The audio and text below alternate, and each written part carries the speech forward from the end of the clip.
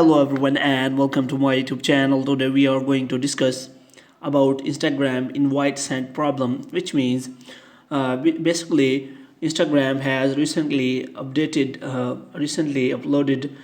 uh, an update in which you can simply send a message to all of the Instagram users which are also not your friends, and in this way you can simply send anyone a message, and after that you have to make sure that that account is a not private account.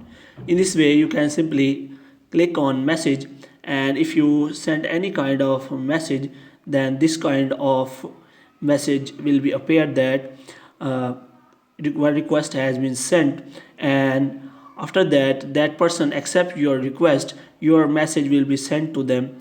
And because this is a new update on Instagram, and if you do not want to have this kind of error, as you can see, so this kind of error usually occurs on mostly personal account, and if you have a professional account then this kind of error will not occur.